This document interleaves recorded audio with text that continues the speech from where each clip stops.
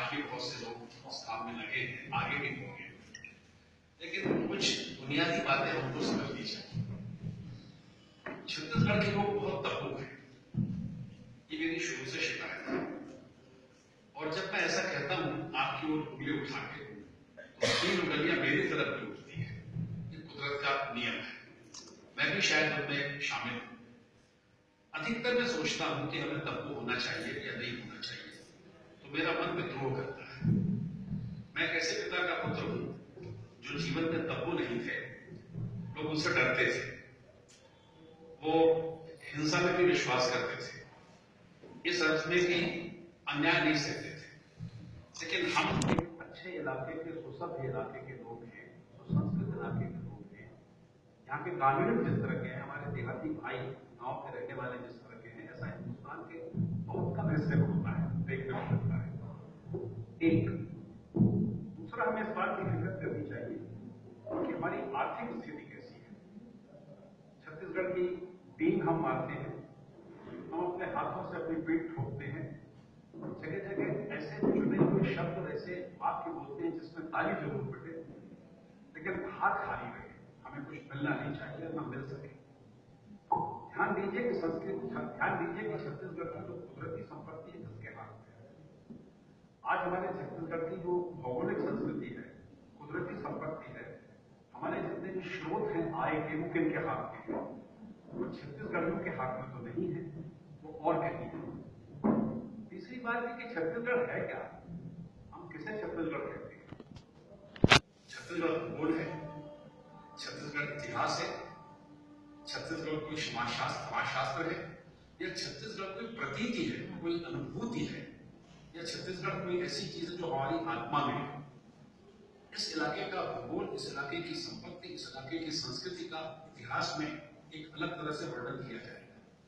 वो संसार में बहुत कम जगह उपलब्ध है। मैं संसार शब्द का इस्तेमाल करता हूं। अचानक एक बात आपसे कहता हूं, एक सज्जन हुए हैं हबीब तनवीर। अभी एक लोक कलाकार का आपने नाम लिया अपने भाषण में, बहुत से लोक कलाकार और भी हैं। मैं उस इलाके से आता हूं, मेरा मूल शहर राजनांदगांव, जहां इस चीज को मैंने बहुत नजदीक से देखा है। हबीब तनवीर ने एक अद्भुत काम किया है जिसकी जानकारी हमारे बहुत से साहित्यिक मित्रों को भी नहीं है। वो समझते हैं कि हम छत्तीसगढ़ के लोक नाचा को सारी दुनिया में बेचने का काम हमने किया, बताने का काम हमने किया, और सबको एक सांस्कृतिक पृष्ठभूमि या मंच देने का काम किया। मैं इस महाविद्यालय का छात्र अंग्रेजी भाषा के विद्यार्थी के रूप में नहीं था, लेकिन अंग्रेजी साहित्य मेरा विषय था, उसे मैंने 8-9 बरस पढ़ाया है। संसार में सबसे महत्वपूर्ण शब्द है साहित्य में हास्य का, ह्यूमर का, ब्रिटिश ह्यूमर। संसार में सबसे अधिक मुफीद और सुसंस्कृत किस्म का शाइस्तगी वाला हास्य ब्रिटेन का हास्य, अंग्रेजी भाषा का हास्य है। हबीब तनवीर मेरे बड़े भाई की तरह थे, मेरा उनसे बहुत प्रगाढ़ परिचय था, मुझे अपना छोटा भाई मानते थे। एक दिन इसकी कल्याण कॉलेज में वो आए और यहाँ चरणदास जोर की शूटिंग हुई। शूटिंग मतलब उस नाटक की शूटिंग हुई। शूटिंग ऐसे हुई कि मैं दुर्ग में वकालत कर रहा था, उन्होंने मुझे खबर दी कि हम यहाँ आए हैं, उनको आना है और इनको बताना है, हमारे कलाकारों को, छत्तीसगढ़ी के कलाकारों को छत्तीसगढ़ी में बताना है कि जो हमारा न्यायतंत्र है, जो हमारा अदालती सिस्टम है, वो किस तरह गरीब आदमी के साथ न्याय करता है। हमें न्याय नहीं मिलता और हम मुट्ठी में जब न्याय को पकड़ते हैं तो हवा की तरह निकल जाता है। तो मैंने छत्तीसगढ़ी में आधा घंटे उनको समझाया कि न्याय प्रक्रिया कैसे फालतू होती है, कैसे अंग्रेज हमको बेवकूफ बना के चले गए, ये थोप गए अंग्रेजी तरह की न्याय पद्धति जिससे न्याय को नहीं मिलता है। उसके बाद उन्होंने कोई मंच में पहले से ऐलान नहीं किया और उनसे कहा कि जो इन्होंने समझाया है, अब तुम सब चरित्र हो, मंच पर खड़े हो जाओ, तुम अपने मन से एक नाटक करो। आश्चर्य हुआ मुझे कि जो कुछ मैंने कहा था उसको और बेहतर करके उन लोगों ने करीब घंटे भर का, 45 मिनट से 1 घंटे का एक नाटक तैयार कर दिया, बिना किसी रिहर्सल के, बिना किसी स्क्रिप्ट के, बिना किसी डायलॉग के, बिना किसी निर्देशन के। हबीब तनवीर बैठे रहेंगे और उससे जो हास्य की छटा पैदा हुई, तब उन्होंने मुझसे कहा कि तुम समझते हो मैं क्या कर रहा हूं? संसार में केवल 2 ऐसी भाषाएं हैं जिनमें इतना शिष्ट हास्य है कि आप अपनी बात को कह दो तो कह देने के बाद समझ में आता है कि आपने हंसी मजाक में कोई बात कह दी और बहुत गंभीर बात कह दी। एक है इंग्लैंड की अंग्रेजी और दूसरा सारे दुनिया के अंदर हिंदुस्तान में छत्तीसगढ़। बहुत बढ़िया। ये दो भाषाएं हैं जो कि एक है। अगर हमारे छत्तीसगढ़ के हास्य कलाकारों ने जितना भी नाटक में, लोक कला के नाटक में, लोक कला में, नाचा में, कम्बल में, इन सब बातों को कहा है, अगर इनका अंग्रेजी अनुवाद कर दिया जाए तो ब्रिटिश ह्यूमर के बराबर एक नया ह्यूमर सारे संसार के साहित्य संस्कृति को मिलेगा। वह अधूरा काम हम नहीं कर सकते। उस अधूरे काम को करने के बारे में हमको सोचना चाहिए। दूसरी छोटी सी बात अचानक कहता हूं, मैं कुछ सोच के नहीं आया, आपको देख के अचानक याद आ जाता है। महात्मा गांधी ने अपनी जब हरिजन यात्रा शुरू की थी तो छत्तीसगढ़ से शुरू की थी। जब उनको दलित वर्ग के उत्थान के लिए देश में समर्थन चाहिए था तो गांधी जी सबसे पहले दुर्ग आए थे और यहां से उन्होंने अपनी हरिजन यात्रा शुरू की थी। यहां से हरिजन यात्रा छत्तीसगढ़ को पूरा पार करके फिर यहां से बाहर चले गए थे और ये अद्भुत काम उन्होंने यहां आकर के किया। और उस समय के दौर में जो आजकल एक, मैं तो उस समय नहीं था, मैं तो स्वाभाविक पैदा ही नहीं हुआ था उस समय, जो रहे होंगे उस समय गांधी जी को देखने सुनने के लिए नए किस्म की आजकल पद्धति चली है, जो आपने टेलीविजन में देखा होगा, आपने सिनेमा में देखा होगा, घूमता हुआ मंच होता है। धीरे धीरे घूमता है, 360 डिग्री तक अंश तक घूमता है, फिर बाद में वहीं का वहीं आता है। बहुत बड़ा एक जगह बनाया गया था, मंच बनाया गया था और उसको कई लोग ऐसे लेकर के, जैसे बैल जुते होते हैं जुए में, किसी गाड़ी के गाड़े में, ऐसे लोग चलते थे और पूरा घूम के आते थे और गांधी जी जगह जगह घूमते चलते थे। सबसे थोड़ी थोड़ी देर देखते थे, पूरे के पूरा 360 डिग्री में। पहला प्रयोग हमारे शहर दौर पर हुआ था, महात्मा गांधी की पहली यात्रा है। एक तस्वीर वहां पर है, या नाम वहां पर है वीर नारायण सिंह। नारायण सिंह सोना खान के जमींदार थे, आदिवासी जमींदार थे। अब ऐसे जमींदार नहीं थे जैसे जमींदार का किस्सा प्रेमचंद ने अपने कथानक में लिखा होगा, लेकिन एक आदिवासी सेवा भावी किस्म के जमींदार थे। उनके पास एक गांव था और भी एक दो गांव थे। 1856 में, 55-56 में अकाल पड़ा, किसान भूखों मरने लगे। सेठिए तब भी होते थे, आज भी हैं, और आज तो इतने बड़े हैं कि हमारे बैंक मुख्य आगे में रुकने की योजना है। उस समय थे, उन्होंने सारे का सारा अनाज अपने यहां भर लिया और अंग्रेज की नामक सरकार उनके पीछे।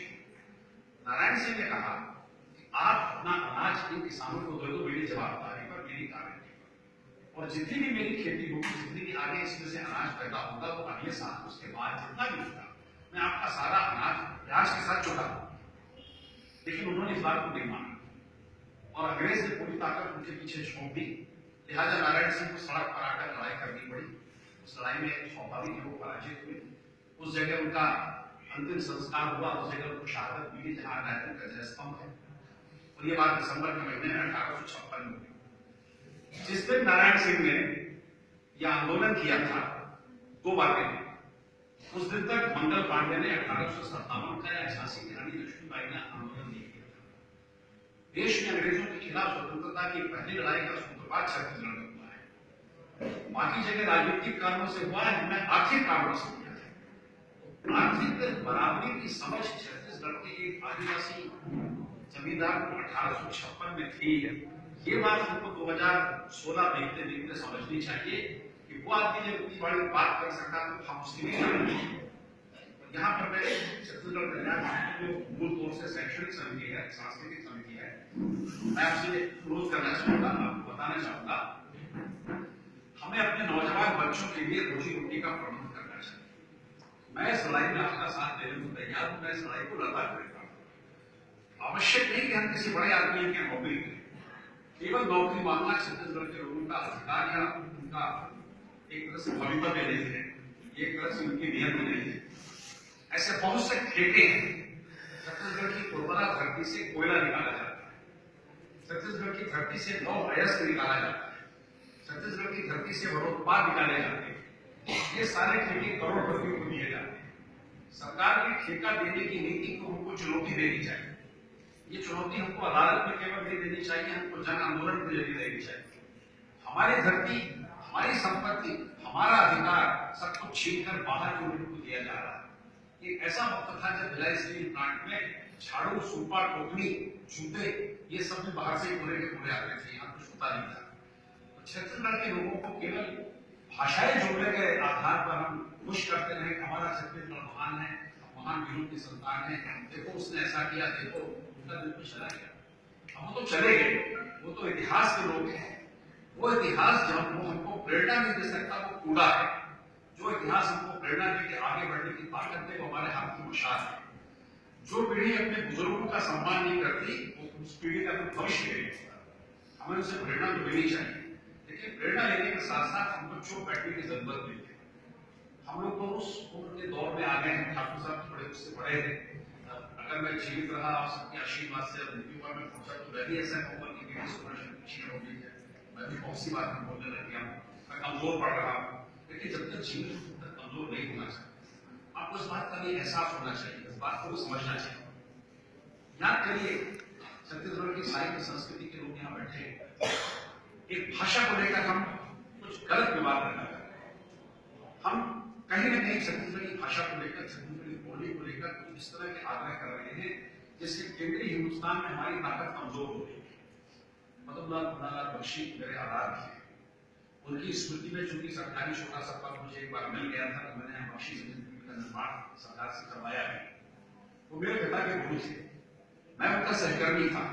जब मैं दिग्विजय महाविद्यालय में पढ़ाने गया बख्शी जी वहां पढ़ाते थे, मुक्तिबोध वहां पढ़ाते थे, लेकिन वो मेरे पिता के गुरु थे।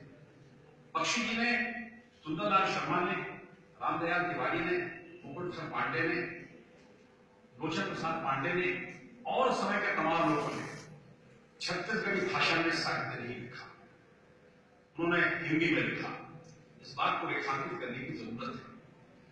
सुंदरलाल शर्मा जेल से श्री कृष्ण समाचार पत्र नाम का एक पत्र हस्तलिखित निकालते थे। बल्लभ प्रसाद मिश्र ने पीएचडी की उपाधि के लिए नागपुर विश्वविद्यालय में थीसिस जमा की, उनको डीलिट की और परीक्षाओं में लिखा कि परीक्षार्थी हमसे भी ज्यादा अच्छा है, उसको पीएचडी कैसे।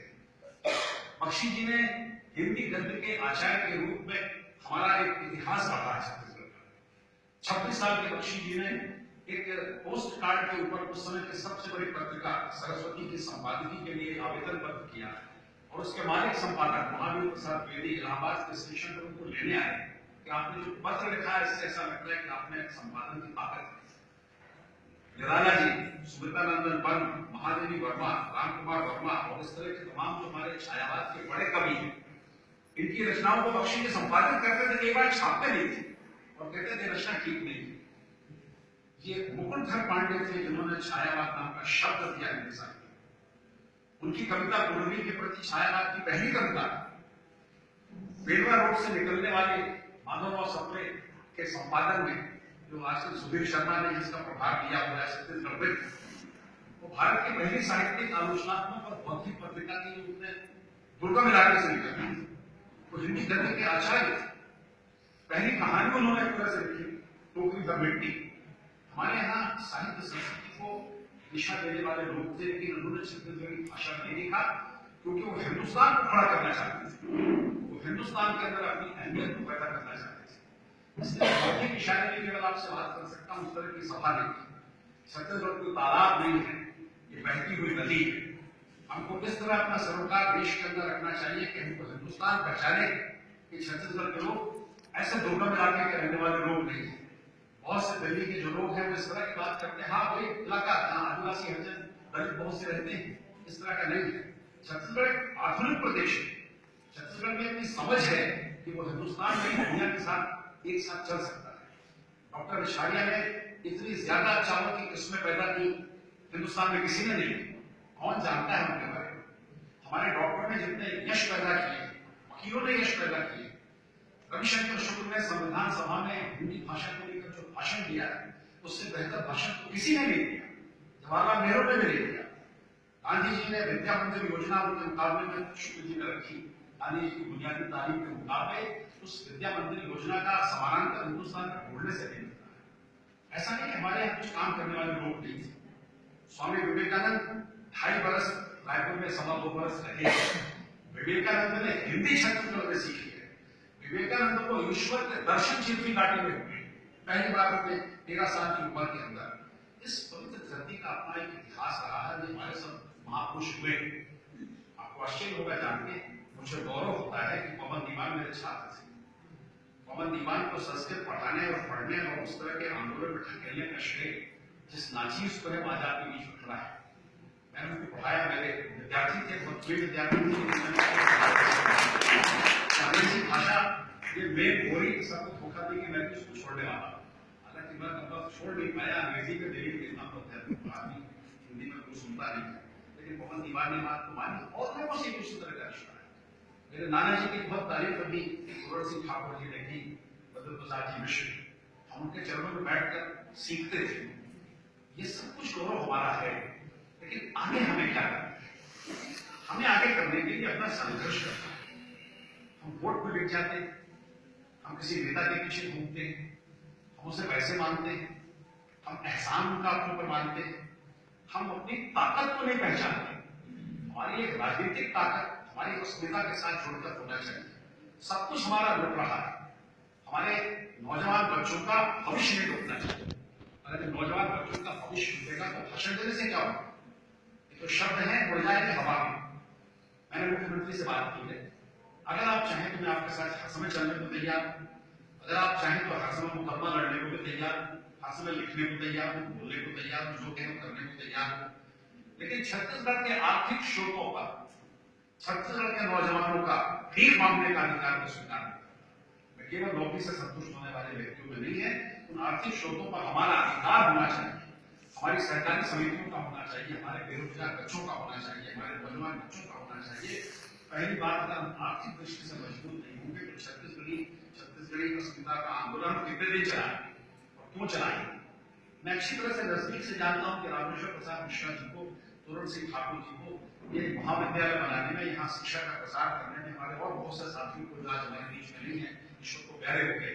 इनको कितना जलील होना पड़ा, इनको कितना अपमानित होना पड़ा, इन्हें कितनी परेशानी हुई, इनकी चरित्र हत्या करने की कोशिश की गई, इनके खिलाफ किताबें जाने क्या क्या लिखा गया, जाने कहानियां बैठी गई, से बची।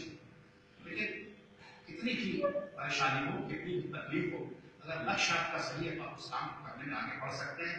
यह हमको करना चाहिए। छत्तीसगढ़ी होने का कभी आशय नहीं कि मेरे घर में छत्तीसगढ़ी बोली जाए तो मैं छत्तीसगढ़ी हूँ। शंकर मोहन योगी छत्तीसगढ़ी क्यों नहीं हो सकता? शंकर मोहन योगी ने यहाँ की एक आदिवासी लड़की से शादी की, वो छत्तीसगढ़ी बोलता था और छत्तीसगढ़ के नौजवानों के, छत्तीसगढ़ के मजदूरों के, सैनिकों के हित के लिए कुर्बान हो गया। वो भी छत्तीसगढ़ी है। हम ऐसे लोगों को भी अपने साथ शामिल करते हैं। हमारी मातृभूमि को नहीं होगा, यहाँ पैदा नहीं हुआ होगा, लेकिन इस तरह के बहुत से लोग हैं जिसके मन में हमारी धरती के लिए प्रेम नहीं है, जिसके लिए धरती से प्रेम नहीं होता कि कीड़े मकोड़े से प्रेम करें, वनस्पति से प्रेम करें, नदी से प्रेम करें, पहाड़ से करें, इंसान से नहीं करें। छत्तीसगढ़ में कितनी गरीबी है, छत्तीसगढ़ में कितनी अशिक्षा है, छत्तीसगढ़ में कितनी बेरोजगारी है, इसके बाद भी हमारे गांव आज भी इतने साफ और सलीके वाले हैं जितने प्रदेश में दूसरे प्रदेशों के बहुत से गांव नहीं है। विनोद कुमार शुक्ल छत्तीसगढ़ की पैदाइश है, आज हिंदी के लगभग वो सबसे बड़े कवि हैं। उनकी एक कविता में एक किस्सा आता है। वो गांव में जाते हैं, अपने गांव में, राजनांदगांव में जाते हैं बाजार में बचपन में, और पूछते हैं कि भाजी कैसे दिए? तो भाजी बेचने वाली कहती है 1 रुपए का 5 जोड़ी। तो कहते हैं 2 रुपए की दे दे, 2 रुपए की 10 मिलना चाहिए। तो वो एक हाथ में 3 जोड़ी पकड़ती है, दूसरे में 3 जोड़ी पकड़ती है, झोले में डालती है 6, फिर 3 पकड़ती है, फिर 3 पकड़ती है, झोले में डालती है 6, हो गए 12। वो कहते हैं, कविता में कहते हैं कि मैं तो तुमसे 2 रुपए की 10 जोड़ी की बातचीत की, तुमने 12 क्यों देती? तो गुस्से में झोले से चूड़ियां भाजी की निकालती है और सब्जी वाली कहती है तोला लेना है तो ले दे बचा। छत्तीसगढ़ की एक साधारण सब्जी बेचने वाली महिला की वार्ता दुनिया की कहां पर किस माध्यम में आपको मिलेगी, ये उस कहानी की बात। आज हमारी संस्कृति आप हटा रहे हैं, हमारी भाषा आप हटा रहे हैं, हमारी अस्मिता आप हटा रहे हैं, हमारे खानदान आप हटा रहे हैं, हमारे रीति रिवाज हटा रहे हैं। ऐसे कई शब्द हैं, ऐसे कई खेल हैं जो हम भूल गए। इस अंबक क्रिकेट में आके हमारे कई खेल गायब कर दिए। मैं तो लूटपाट खेलता था, लूटपाट मुझसे बच्चों को पता ही नहीं। ये समोसे ने आके हमारी भजिया छीन, बिना भजिया की छत्तीसगढ़ कैसे होता है? एक बार रायपुर में एक बड़ी सभा में भाषण देने आया, उनकी राय पूछने आई थी, हजारों की भीड़ थी। मैं थोड़ी देर से हाईकोर्ट से निकला, बिलासपुर से रायपुर पहुंचा। वहां सभा के पास एक छोटा सा भजिए का ठेला लग गया था। मुझे मंच से मेरा नाम पुकारा गया कि हम भाषण देने आएंगे। मैंने कहा मैं एक प्लेट भजिया पड़ेगा, मैं इसलिए नहीं खाऊंगा कि भूखा हूं, इसलिए नहीं खाऊंगा कि मुझे खाने की लालच है, इसलिए खाऊंगा कि मैं छत्तीसगढ़ का हूं, इसका एहसास मुझे करना है। हर जगह साउथ इंडिया, हर जगह चाइनीज, हर जगह यूरोपियन, हर जगह कॉन्टिनेंटल, सर क्या हो रहा है? हमारी अपनी पोशाक, हमारी अपनी भाषा की अस्मिता, ये सब चीजें रहनी चाहिए। राजनांदगांव के राजा के भाई सर्वेश्वर दास के भाई चचेरे कमलेश्वर दास संयुक्त राष्ट्र संघ में मानव अधिकार विभाग के पहले सचिव थे। उनका निधन हो गया, मेरे पिता के साथ पढ़ते थे। किशोर साहू ने नदिया के पार की शूटिंग दिलीप कुमार कामली कौशल दुबे के नांदगांव के मोहारा में की थी। सत्यजीत राय ने जब हैमलेट नहीं पढ़ा होगा, शेक्सपियर का मैकबेथ नहीं पढ़ा होगा, अब हमारे छत्तीसगढ़ के किशोर साहू ने स्टेट हाई स्कूल राजनांदगांव के विद्यार्थी थे, इन नाटकों का मंचन करके फिल्में बनाई। हम फिल्मों के बनाने के इतिहास में दुनिया में सबसे आगे, भारत में सबसे आगे। ये हमारे सब पूर्वज हैं। इन पूर्वजों की याद तो हमें करना चाहिए। यदुनंदन दास श्रीवास्तव ने सबसे पहले जासूसी नाटक लिखे। श्यामा कश्यप नाम का कद्य रोमांस सबसे पहले हमारे छत्तीसगढ़ के अंदर एक तहसीलदार ने लिखा। इस तरह के तमाम औपचारिक उद्घाटनों को समझने के बाद भी हम जब तक अपने नौजवानों को ठीक से पढ़ाएंगे, हम उनको संस्कार नहीं सिखाएंगे, उनको मजबूत नहीं बनाएंगे। पैसे की जरूरत तो हर मध्यम वर्गीय परिवार को है। संवैधानिक तरीकों से पैसे कमाने का अधिकार, धन कमाने का अधिकार, नौकरी पाने का, रोजगार करने का अधिकार छत्तीसगढ़ के हर नौजवान को है। ये हमको करना चाहिए। मैं तो अध्यक्ष महोदय फिर एक बार आपसे अनुरोध करता हूँ, प्राचार्य महोदय से भी अनुरोध करता हूँ, हमारे हिंदुस्तान में बड़ी गड़बड़ है। एक बड़ी गड़बड़ यह है कि यहाँ पर अध्यापक रिटायर हो जाता है, अमेरिका में नहीं होता। एक बड़ी गड़बड़ यह है कि यहाँ न्यायाधीश रिटायर हो जाता है, अमेरिका में नहीं होता। हिंदुस्तान में सबसे ज्यादा देर तक नौकरी में कोई टिकता है तो अध्यापक टिकता है, 65 साल में रिटायर होता है, बहुत अच्छा। हिंदुस्तान में सबसे ज्यादा दूसरी नौकरी में कोई अगर टिकता है तो सुप्रीम कोर्ट का जज, वो 65 साल में रिटायर होता है। लेकिन 65 साल के बाद अगर आप जीवित हैं तो क्या आप समाज की अतिरिक्तता है? क्या आप समाज पर बोझ हैं? या लोग उम्मीद करते हैं कि पढ़ाने हम आपके लिए कितना खर्च करेंगे? 65 साल के बाद तो मैं मरा नहीं, खड़ा हूं आपके सामने। ये पूरा मंच उसी तरह से बना हुआ है, एक प्राचार्य को छोड़ के बहुत से लोग और भी यहाँ पर हैं। हम क्या समाज के लिए कुछ नहीं? मैं पढ़ाना चाहता हूँ, मुझे पैसे नहीं कमाना है, कुछ करना था, मैं अच्छा हुआ कर चुका। मैं आज की पीढ़ी को देना चाहता हूँ, मेरे पास कुछ है, ऐसा लगता है मुझे, शायद कम हो, लेकिन मैं देना चाहता हूँ। हर सेवानिवृत्त अध्यापक को देना चाहता है, वो दे सकता है, लेकिन वो घर बैठ जाता है। हिंदुस्तान में परिपक्व बुद्धि के लोग, वो लोग अब जीवन से उदासीन नहीं है, कुछ करना चाहते हैं, उनको करने का मौका नहीं मिलता। क्या कल्याण महाविद्यालय में, क्या कल्याण समिति को ऐसा प्रयोग नहीं कर सकते? क्या आप अपने अध्यापकों से अध्यापन कराएं? प्राचार्य महोदय से नहीं सोच सकते? सरकारी कॉलेज होगा तो क्या फर्क पड़ता है? उन कक्षाओं के बाद में कुछ ऐसे लोग समाज में उपलब्ध हैं जो यहाँ से, कुछ ऐसे लोग हम जैसे पागल हैं, भूतपूर्व विद्यार्थी यहाँ के हैं और भूतपूर्व अध्यापक भी हैं, इस वजह से आज भी अपने को भूतपूर्व नहीं मानते हैं, आपके साथ अपना मानते हैं। ऐसे लोगों को कुछ हम बता सकते हैं। मसलन मैं राजनीति विज्ञान की कक्षाएं ले सकता हूँ, मसलन मैं कानून पढ़ा सकता हूँ, मसलन अंग्रेजी साहित्य पढ़ा सकता हूँ, लेकिन उससे कोई बताइए, मुझे को पढ़ने के लिए बुलाता नहीं। कैसे बुलाएंगे? नियम नहीं है। एक आपको अतिरिक्त विशेष कक्षा दी जाएगी, 1000, 2000, 3000 रुपए यूनिवर्सिटी ग्रांट कमीशन ने जो तय किया वो आपको दे दिया जाएगा और फिर आप घर बैठिए। तो इस तरह की औपचारिकता से बच्चों का शिक्षण नहीं होता। हिंदुस्तान में कॉलेज की पढ़ाई संसार में सबसे खराब है। आप पढ़ते होंगे अखबारों में कि देश के 200 विश्वविद्यालयों में हमारा नाम नहीं आता, संसार के अच्छे महाविद्यालयों में हमारा नाम नहीं आता। हम कर सकते हैं, प्रयोग छत्तीसगढ़ में हो सकता है, और जगह में हो सकता है। नए प्रयोग करने से हम डरते हैं, आगे बढ़ने से हम डरते हैं। हमारे कई ऐसे बच्चे हैं कि जिन्होंने नाम रोशन किया, उनके कितने नाम मैं याद रखूं। यही के एक विद्यार्थी है जो स्टेट बैंक ऑफ इंडिया की देश की चेयरमैन। ऐसे बहुत से लोग हैं, देश की कुर्बानी करने वाले बहुत से लोग हैं। हम इन सब चीजों को ध्यान में रखें, ये जहन में रखने की चीजें हैं, लेकिन इससे पेट नहीं भरता, इससे समाज आगे नहीं चलता। समाज को आगे चलने के लिए अपने संघर्ष का पीड़ा होना चाहिए। अगर आप लड़ने से डरते हैं, अपने अधिकारों को लेने से डरते हैं, तो आप अगली पीढ़ी को बुज़दिल बनाते हैं। मैं कल्याण महाविद्यालय के छात्रों से, अध्यापकों से और बाकी नौजवानों से कहना चाहता हूं कि हमें अपने अधिकारों के लिए लड़ना चाहिए। लोकतंत्री लड़ाई लड़ने में कोई बुराई नहीं होती। अरे महात्मा गांधी का किस्सा मैंने आपको सुनाया, आपको पता है भारत के इतिहास में पहली बार गांधी जी के साथ ऐसा हुआ कि महात्मा गांधी एक आंदोलन का नेतृत्व करने छत्तीसगढ़ के धमतरी के पास कंदेल गांव में आने वाले थे नहर सत्याग्रह को लेकर। उनको आने में देर हो गई। गांधी जी की गैरहाजिरी में नहर सत्याग्रह सुंदरलाल शर्मा और छोटेलाल श्रीवास्तव के नेतृत्व में किया गया और सफल हो गया। गांधी जी ने बात में आके पीठ ठोकी छत्तीसगढ़ के आदिवासियों की, किसानों की, यहाँ के लोगों की कि आप लोगों ने मेरे आए बगैर मेरा आंदोलन सफल कर दिया है। भारत के इतिहास में पहली बार हुआ है। मैं सुंदरलाल शर्मा आपको अपना गुरु मानता हूँ। यहाँ फोटो जो लगा देने से सुंदरलाल शर्मा की जिनको गांधी ने अपना गुरु कहा था, आप ताली बजवा देने से हर एक के भाषण के बाद में आपका काम पूरा नहीं होगा। ये हाथ हमारे अपना भविष्य गढ़ने के लिए बने, लड़ने के लिए बने, अगली पीढ़ी को ठीक करने के लिए बने। हमारी पीढ़ी को आप लोग उस मोटर की तरह है कि जिसका एक्सीलरेटर ठीक नहीं होना चाहिए, ब्रेक ठीक होना चाहिए, ताकि गाड़ी का एक्सीडेंट ना हो जाए। लेकिन नौजवान बच्चों के साथ वैसा नहीं है। अगर उनका भविष्य है, अगर मेरा बेटा मुझसे आगे बढ़ेगा, अगर मेरा शिष्य मुझसे आगे बढ़ेगा तो अच्छा लगेगा। और कभी कभी तो हंसी आती है। एक बार मेरे कवि सम्मेलन की अध्यक्षता करने डॉक्टर साहब गया, 3-4 बहुत अच्छे कवि थे, और जब कविता पढ़ने के बाद उनको मैंने बधाई दी तो मेरे पैर छूने आ गए मंच के ऊपर। तो मैंने कहा भाई मेरे पैर छूने क्यों आ गए? बोले सर हम आपके शिष्य हैं, आपने हमको पढ़ाया था। अंदर अंदर कचोटा कि मैंने इन कमबख्तों को अंग्रेजी साहित्य में पढ़ाया था, ये हिंदी कैसे करती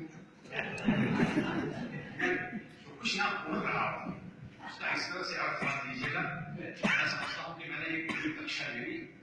अध्यापक चाहे कितना ही पुराना क्यों न हो जाए, 45 मिनट से कम बोल नहीं पाता। हाथी कितना भी हमला होगा भैंसे से मुकेंगे।